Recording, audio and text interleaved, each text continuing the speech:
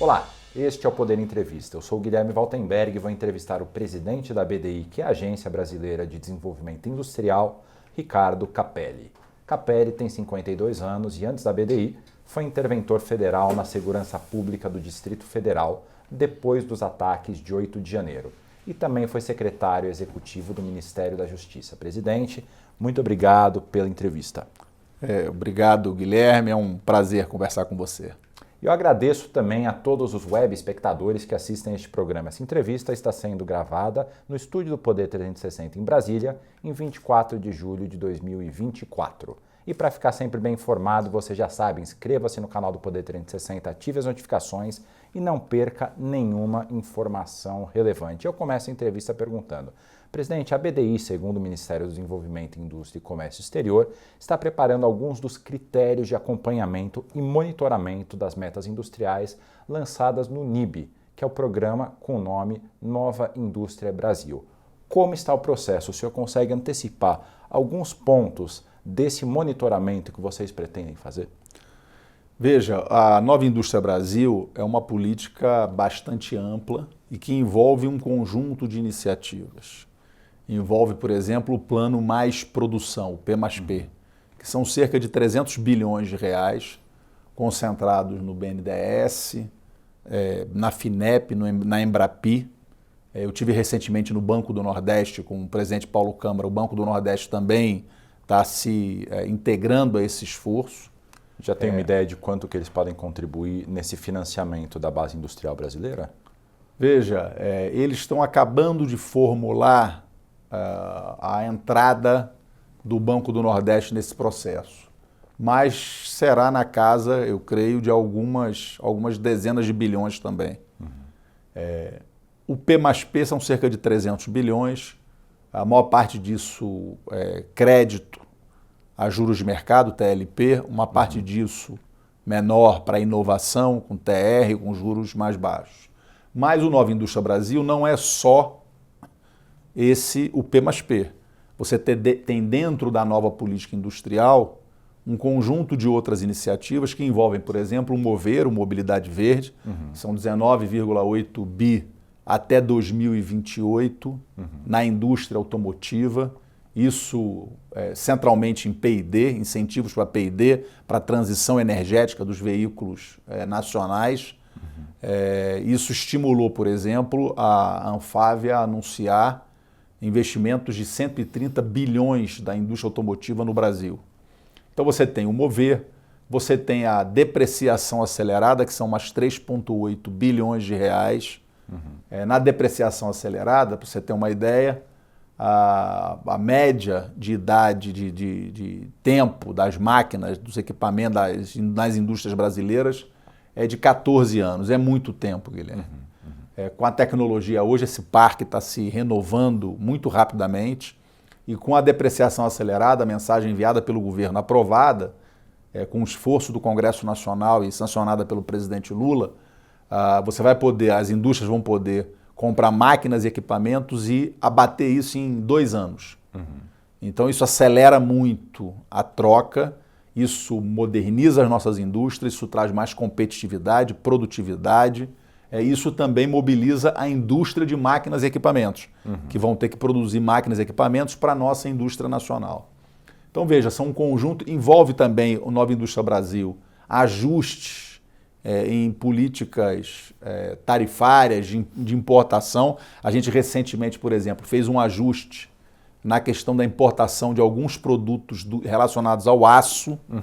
Isso estimulou... Foi para 26%, né? Isso, mas foi bem preciso. Foram ajustes feitos, conversando inclusive com a indústria, para não ter efeito na cadeia de alguns produtos que depende do aço. Então foram ajustes específicos em alguns itens. Isso fez com que a indústria siderúrgica anunciasse um investimento de 120 bilhões de reais também na ampliação do parque industrial da siderurgia brasileira.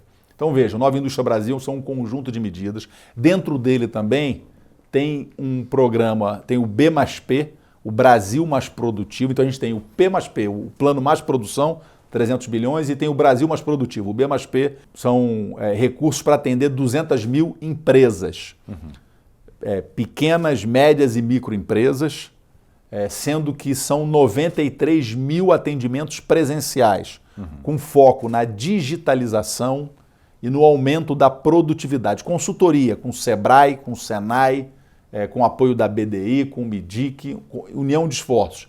Então, na NIB você tem crédito, você tem consultoria técnica para as 200 mil pequenas, médias e microempresas, você tem incentivos para a indústria automotiva, você tem agora a LCD, a letra de crédito para o desenvolvimento. Veja, você já tinha a LCI para o mercado imobiliário e a LCA para o agronegócio.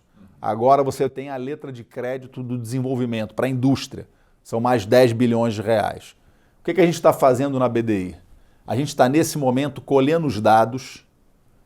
O MIDIC vai estabelecer, agora em agosto, metas para o Nova Indústria Brasil, a partir das 6 missões gerais. Mas a gente, na BDI, a gente já está começando a colher dados da FINEP, dados da Embrapi e dados do BNDES. A gente está integrando esses números para começar a fazer uma avaliação sobre o impacto do crédito, desses 300 bilhões. Ou seja, o que depois de o empréstimo ter sido feito, o que foi feito desse dinheiro e qual que foi o impacto para a economia brasileira? Exatamente. Avaliação de impacto, de resultado. Quer dizer, esse dinheiro gerou adensamento das cadeias produtivas, esse recurso, esse crédito, ele está sendo distribuído nos setores estratégicos. Tem setores que não estão conseguindo acessar. Por que não estão conseguindo acessar? Então é você pegar o desembolso que está sendo feito. Veja, FINEP, BNDES, Embrapi, eles fornecem crédito para a inovação, para o desenvolvimento. Funcionam com uma lógica parecida com de banco. São bancos de fomento. Essa análise de inteligência sobre avaliação de impacto, avaliação de resultado, e se está atingindo os objetivos definidos pela política, é que a gente está construindo nesse momento na BDI. Então a gente vai começar pelo P mais P, pelos 300 bilhões, e aí vai acoplando todas as outras políticas, o Mover, depreciação acelerada, LCD, quer dizer, todas as outras, o B mais P, para a gente ter um observatório, um monitoramento do conjunto da política industrial, para a gente poder, Guilherme, o que é mais importante, validar a política industrial. Porque tem muito debate sobre Exatamente, tem muito debate sobre a necessidade, sobre a eficiência da política industrial. Então, até para que a gente possa validar a política, precisa medir resultados, né? O que o Brasil está fazendo, Guilherme, não é nenhuma novidade no planeta. Um relatório agora de janeiro de 2024, do FMI, do Fundo Monetário Internacional, um conjunto de pesquisadores construiu um observatório da indústria. E esse observatório da indústria internacional detectou apenas no ano passado, em 2023, 2.500 novas políticas industriais no mundo. Olha. 48% delas concentradas na China, nos Estados Unidos e na União Europeia, com impacto em 71% do comércio global.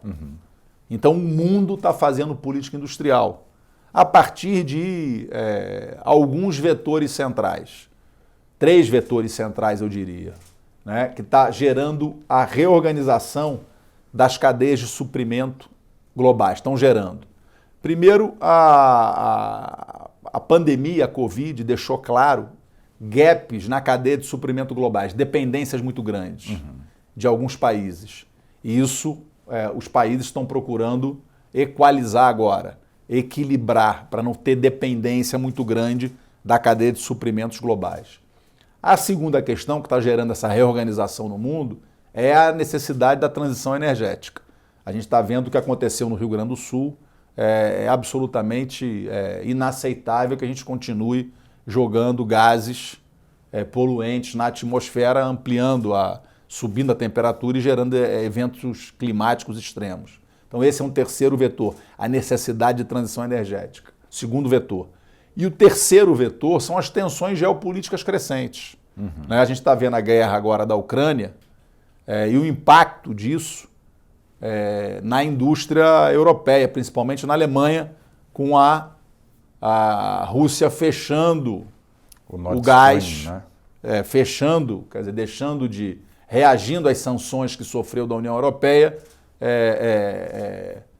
desviando o gás que ia para a União Europeia, eles estão fornecendo agora para a China. Então, veja, você tem tensões geopolíticas crescentes, transição energética e o retrato pós-pandemia da cadeia de suprimentos globais que exige uma equalização para superar dependências. Então, esses três vetores estão levando o mundo a fazer política industrial, Guilherme, de forma agressiva. Sim. No Brasil, a gente está fazendo aqui, a gente está falando em crédito. 300 bilhões de crédito. Para você ter uma ideia, a gente está falando aqui de 60 bilhões de dólares. Os Estados Unidos está colocando 1,9 trilhão de dólares na retomada da sua política industrial. A União Europeia está colocando 1,7 trilhão de dólares e o Japão 1,5. E eles estão colocando, não é crédito. Boa parte disso é subsídio na veia. É recurso sem retorno, sem reembolso. É a fundo perdido. Para citar um exemplo concreto, a nova fábrica da Intel vai custar 100 bilhões de dólares. O governo norte-americano está colocando 30 bilhões de dólares a fundo perdido. Então é uma reorganização, uma disputa por novas plantas industriais no mundo muito agressiva, e o Brasil, acompanhando o que está acontecendo no mundo de forma muito altiva, está com uma nova política industrial para disputar mercado e participar desse momento de neoindustrialização. Porque a nova indústria, ela é sustentável, ela é competitiva, ela é inovadora, ela tem matriz limpa. E o Brasil tem aí uma oportunidade gigantesca. É verdade. Porque o Brasil tem a matriz, só para falar da matriz elétrica, mais limpa da OCDE. Sim. A meta que eles estão colocando para 2050, o Brasil já atinge hoje. Nós temos mais de 90% na nossa matriz de energias renováveis. Esses dados que o senhor trouxe aí, né, comparando o que os Estados Unidos, o que a União Europeia, o que o Japão estão investindo nessa neoindustrialização, traz aí uma comparação que não mostra uma certa disparidade nos valores, né? 1,9 trilhão de dólares, Estados Unidos, Brasil 70 bilhões. Isso já gerou algumas críticas. Por exemplo, aqui mesmo, nesse mesmo estúdio, Flávio Roscoe, que é o presidente da FIENG, ele disse que só 20 bilhões dos 300 bilhões anunciados no NIB são dinheiro novo, é crédito novo. O restante eram linhas que existiam, foram ali reformuladas e foram colocadas ali como parte do novo plano industrial. Existe hoje no Brasil espaço fiscal para ampliar esses 70 bilhões de dólares ou 300 bilhões de reais para um valor maior? Veja, quando a gente fala da nova indústria Brasil, a gente não está falando só dos 300 bilhões. Por isso eu fiz questão de relatar um conjunto de políticas. Sim, as questões regulatórias. Depreciação acelerada, LCD, Brasil mais produtivo, tem um conjunto de ações. E isso a gente também, no monitoramento que a gente está fazendo na BDI, a gente está procurando quantificar. Inclusive questões regulatórias, tarifárias, que precisam ser quantificadas, porque tudo isso tem impacto e gera investimento privado também. Veja, um país com as condições do Brasil e com os limites fiscais que o país tem, a gente não vai dar salto de desenvolvimento apenas a partir do orçamento público. Para isso é fundamental também o investimento privado. E para que a gente estimule o investimento privado, eu vejo algumas questões centrais. Primeiro, a gente precisa enfrentar e superar eventuais gargalos regulatórios. Você tem uma ideia, a NIB, a gente está falando de 300 bilhões de crédito. Só uma empresa, a Vale, tem 350 bilhões de reais, 70 bilhões de dólares de investimento privado, aguardando, travados no IBAMA, aguardando a análise de 77 licenças que estão lá no IBAMA. A gente fala de transição energética, você não fala de transição energética sem falar de terras raras e minerais estratégicos. A Agência Nacional de Mineração tem 215 mil processos na fila, sendo 21 mil processos só de pedidos de pesquisa e lavra. Então, existe um gargalo regulatório e a gente precisa, Guilherme, acelerar no Brasil. Como fazer isso? Veja, o que a gente está fazendo? A BDI assinou um acordo de cooperação técnica com a ANM, com a Agência Nacional de Mineração, e a gente está terminando e vai assinar um acordo de cooperação técnica com o IBAMA. Para quê? Veja, o IBAMA chegou a ter 6 mil servidores. Hoje tem em torno de 2 mil, é muito pouco. O IBAMA tem 73 sistemas lá dentro, um não conversa com o outro. Os órgãos foram desmontados. A gente tem espaço fiscal para contratar os 4 mil? Não, mas a gente pode entrar e agir com inteligência. Então a gente está, a BDI com essas agências, assinando acordos de cooperação técnica e a gente vai entrar em parceria com essas agências, ajudando-os a fazer o quê? Integração e reestruturação de sistemas, fazer isso aqui, acoplando a esse processo inteligência artificial na análise dos processos. Isso não é para substituir o técnico, a avaliação técnica, mas o trabalho burocrático, o trabalho que às vezes leva 80%, 90% do tempo, hoje você faz isso, Guilherme, em minutos, em segundos com inteligência artificial. É verdade. Então a gente pode acelerar muito. Então a gente está fazendo isso com a ANM, vai fazer isso com o IBAMA, a gente está em vias de assinar também com a Anvisa. Então a gente vai fazer reestruturação de sistemas, vai fazer análise de modelagem e fluxo dos processos para realinhar isso. E vamos fazer também, auxiliá-los, ajudá-los a fazer uma reavaliação normativa. Porque você sabe que muitas vezes tem norma sobre norma, né? Só no governo federal nós temos 136 órgãos ou comissões reguladoras que emitem, segundo a secretária Andréa Macera do MIDIC, uma média de 900 novas normas por dia. É impossível desenvolver a economia brasileira, a indústria, com um emaranhado regulatório. Eu chego a dizer que isso é quase um hospício regulatório.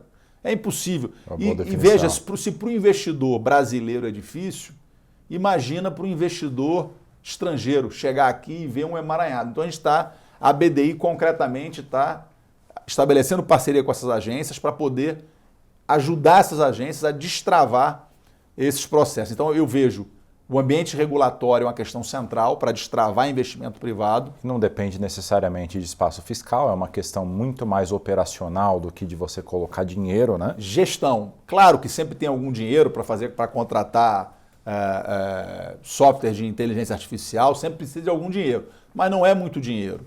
A questão central é gestão, é decisão política de enfrentar o problema e resolver o gargalo. E uma outra questão, Guilherme, que eu vejo também como central, além do crédito, que foi citado pelo presidente da FIENG, é a questão macroeconômica, principalmente relacionada a juros. Uma crítica de uma boa parte dos industriais com relação à taxa de juros no Brasil. Nem todos. A gente chegou a entrevistar uma vez o Gerdau aqui, o Gerdau falou que a taxa de juros hoje em dia é o que a questão fiscal, o déficit fiscal permite. É uma interpretação dele, não necessariamente a interpretação mais corrente. A gente vê uma série de críticas de industriais e empresários aos juros. Como é que o senhor avalia a taxa de juros brasileira? Veja, não há justificativa técnica. Tecnicamente, vamos pegar tecnicamente. Esquece Você tem aí o debate mais profundo na questão econômica, sobre a questão da elasticidade da moeda, sobre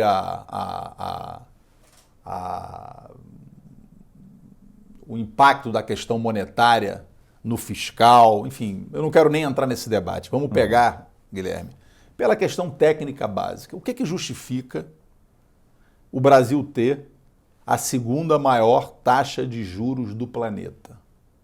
Nada. Nós estamos trabalhando com juros reais de mais de 6%. Tem países no mundo praticando juros negativos. Quer dizer, o Brasil tem inflação no centro da meta. O IPCA no mês passado surpreendeu, veio abaixo do esperado. Nós temos inflação no centro da meta. Nós temos a menor taxa de desemprego dos últimos 12 anos. Nós temos 353 bilhões de reservas que nos protegem contra qualquer choque externo. Nós temos o déficit, mas é um déficit... Me diga, quem defende essa taxa de juros, eu queria que me explicasse, que me demonstrasse, melhor dizendo, que apontasse quais os países no mundo estão trabalhando com déficit zero ou com superávit nesse momento. Quer dizer, então não há justificativa técnica para isso. E eu vejo, Guilherme, muita gente dizendo que precisa fazer ajuste fiscal. Veja, todo mundo defende ajuste fiscal. É falso o debate entre os que defendem ajuste fiscal e entre os que são gastadores. Isso é falso. O presidente Lula tem falado muito corretamente que ele aprendeu com a dona Lindu que não pode gastar mais do que aquilo que você ganha. Mas ao mesmo tempo, então, a entrevista veja, dele para a TV Record, ele falou que ainda não estava convencido sobre cortes de gastos. Mas veja, Guilherme, o que a gente tem que botar na mesa, no Brasil, vamos cortar, ok? Cortar o quê? Da onde? Eu acho que esse é um debate que tem que ser feito com a sociedade brasileira. Porque o que eu vi nas últimas semanas, veja, foi gente defendendo cortar ou desindexar do salário mínimo, que na prática vai ser cortar, os recursos do BPC. O BPC, Guilherme, é benefício de prestação continuada, para quem não sabe. Ele é um benefício que é concedido a idosos e a pessoas com deficiência que chegaram no final da vida, no caso dos idosos, sem nenhuma proteção social. É gente que, se perder o benefício, vai passar fome. Então, para fazer ajuste fiscal, nós temos que jogar idosos e pessoas com deficiência na fome. Vamos debater de onde corta. O Brasil tem 650 bilhões de desonerações, em geral, para grandes empresas, grandes setores, que tiveram benefícios fiscais. Vamos reduzir esse gasto tributário? O Brasil vai pagar esse ano 760 bilhões de reais de serviço da dívida. A cada um ponto que baixa dos juros, a gente economiza mais de 70 bilhões de reais. E por que não baixa a taxa de juros? Então a gente, equilíbrio fiscal, todos defendemos. A questão é de onde cortar. O senhor tem uma resposta para isso? O senhor tem alguma sugestão de onde poderia ser cortado? O senhor citou agora os juros, né? Tem alguma outra área que o senhor acha que poderia ter algum corte? Veja, o ministro Fernando Haddad tem se esforçado para ampliar a eficiência da máquina pública. A questão central do gasto público, Guilherme, não é a qualidade do gasto, não é a quantidade do gasto. Porque gasto público que gera desenvolvimento, ele volta como receita para o Estado. O problema do gasto público é a qualidade, é quando ele não gera desenvolvimento, é desperdício. E o ministro Fernando Haddad, junto com a ministra Simone Tebet, tem feito um esforço imenso para cortar desperdício. Agora, cortar de idosos e pessoas com deficiência, eu não posso concordar com isso. Veja, eu volto a dizer, não há nada que justifique essa taxa de juros no atual contexto macroeconômico do Brasil. Não há nada. E a gente precisa baixar os juros. Por quê? Porque baixar os juros é decisivo. Outro dia eu estava com o presidente de uma das principais associações industriais do Brasil e foi justamente quando o Copom interrompeu a trajetória de queda dos juros brasileiros. E ele me mostrou o celular dele. Ele falou, Capelli, acabei de orientar o meu financeiro a interromper os investimentos na ampliação da planta e posicionar tudo em renda fixa. Porque renda fixa vai me dar 12%, pelo menos, e nenhum investimento que eu fizer vai me dar esse retorno. Sem risco de flutuação de demanda, sem risco trabalhista, sem risco de nada. Então veja, para gerar desenvolvimento, para o país voltar a se desenvolver, é fundamental a gente debater no Brasil a disfuncionalidade do sistema financeiro nacional. Não é possível. Nos Estados Unidos, Guilherme, nós temos 4 mil bancos. Nenhum país do mundo pratica os spreads bancários que o Brasil pratica. Nós temos aqui 5, 6 bancos, um oligopólio que controla o mercado de capitais no Brasil.